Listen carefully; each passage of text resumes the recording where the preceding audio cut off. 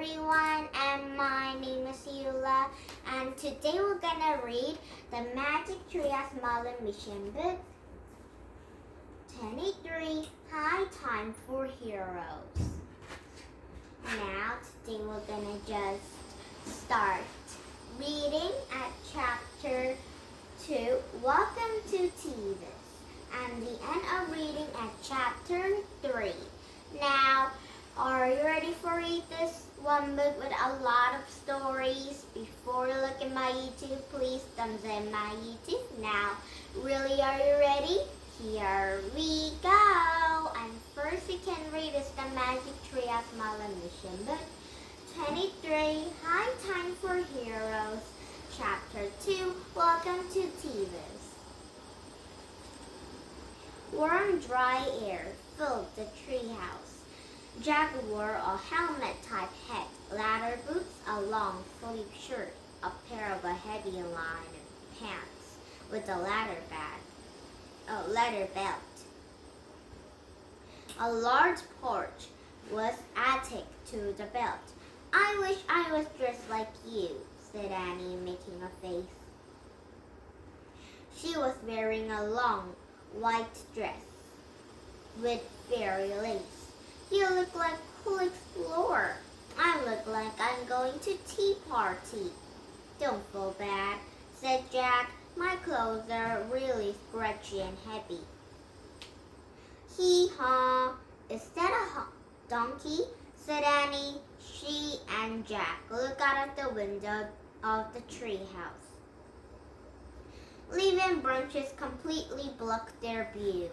"I think we have landed in the sycamore tree," said Jack, studying the leaves. Annie had pushed some branches aside. All they could see is below were more leaves.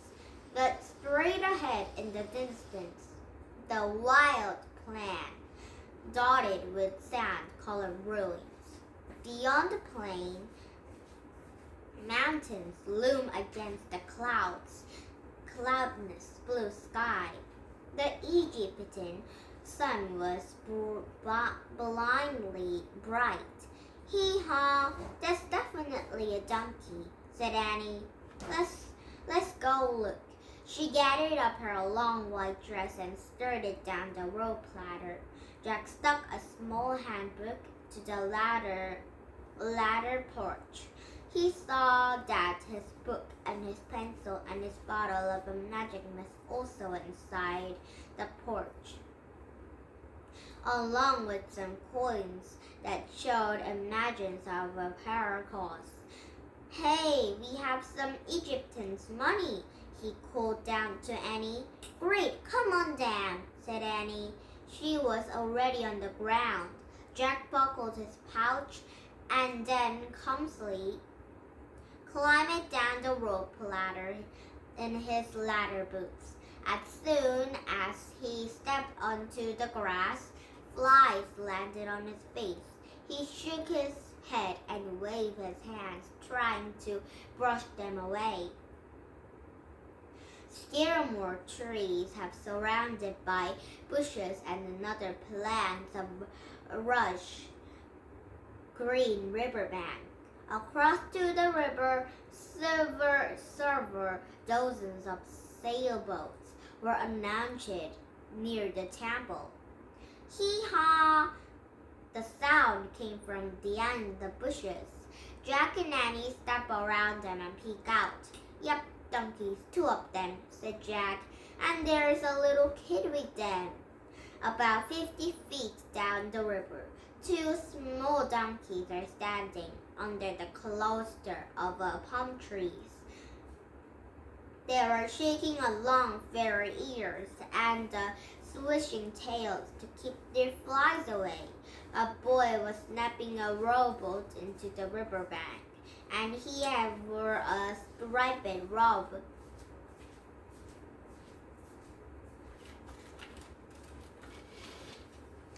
Wait a minute here. "Want to talk to him?" said Annie. "Sure," said Jack.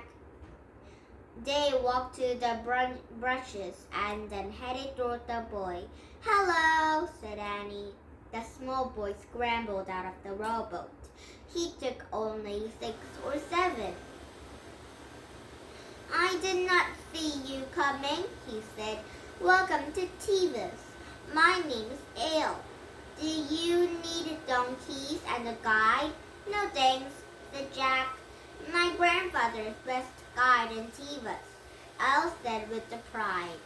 He was returning now with 2 travels from England. Then he is on the horses. In the distance, white-bearded man wearing turban riding a pack horse. He was leading a man and a woman on the donkeys through the river. After my grandfather rows them across the Nile to their boat, he can guide you, and Thumbs and Clips, said Ale, or the Temple of Luxor. He pointed to the temple across the river. "Thanks, maybe later," said Jack. "We're here every day. Come back," said Ale, and he ran to meet his grandfather and travelers from England. "We just learned a lot," Jack said to Annie. "It seems we landed in Thebes, Egypt, on the river Nile across the Temple of Luxor." "Sounds like a fairy tale," said Annie. Jack pulled on their Egypt handbook. He found a Thebes and read aloud. "Travelers enjoy visit to the area of Thebes in Egypt. 4 thousands of years ago, the Egyptian city was the capital of a known world. At that time, it was the noisiest and liveliest place on the river Nile." "Seriously?" said Jack. He looked around at the quiet river bank, the donkeys, and the distant bare mountains.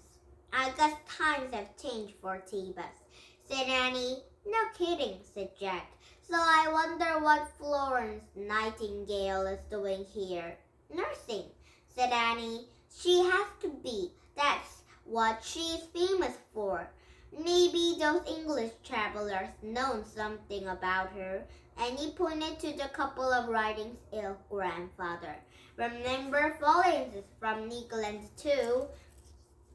Jack and Annie have watched the 3 riders arrive at the riverbank. Al's grandfather had climbed off his pack horse and then helped a couple of their donkeys. As Al and the grandfather gave the donkeys water, the English woman had noticed Jack and Annie. "Hello, children," she called, waving. Jack and Annie waved back, and the couple headed toward them. "How delightful to see new faces in Thebes," said the woman. "Yes," said the man, smiling. "Who are you? Where are you from?" The man and woman were talking both short and middle-aged, but they had a young and springy air about them. "I am Annie, and he is my brother Jack," said Annie. "We are from Rock Creek, Pennsylvania." "Americans, wonderful," said the woman. "We are from England. My name is Daniela Bracebridge. I'm traveling with my husband, Charlie." "And I'm very Charlie," said Charlie. "With whom are you two traveling?" Our parents," said Annie, "but they left us on our own in Thebes to visit the ruins," said Jack. "They had it would be a great educational experience." "What brave American children you are," said Sandela. "That's unusual parents." "Indeed, and where are you brave American children stay?" said Charlie. Up the Nile that way," said Annie. She waved her hand and barely through the tree house. And the little house is sort of like an inn. Oh, I see. Good, good, said Charlie. Well, can we do anything to help you with your T-bus additional experience? Jack could tell the man was joking, but Annie answered the right way. Actually, you can help us, she said. Have either you heard a woman named Florence Nightingale? At the place we are staying, she was in T-bus. Sandali's eyes were in amazement. Charlie, did you hear that? They're looking for Flo, said Annie. Oh, Jack looked at Annie, and then back to Charlie and Sandala. You know Florence Nightingale, he said. You know her? She's our best friend, said Sandala. She traveled with us.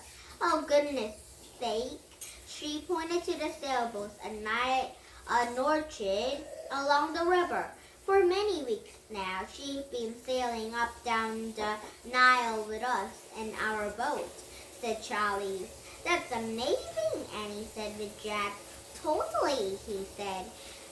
How do you two know Flo? Said Sandala. Well, we didn't actually know her, said Jack. We just know she's a world-famous nurse. What?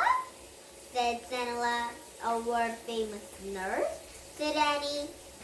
Like a nurse in the hospital? Charlie and Sandala both laughed. Oh no, said Sandala. Not Flo. She's helping us fix receipts at the villagers at their homes, but she's not less big famous for that. And she certainly never worked in the hospital, said Charlie. I'm afraid I find a wrong Florence Nightingale. Oh, said Jack. There are many Florence Nightingales can there be?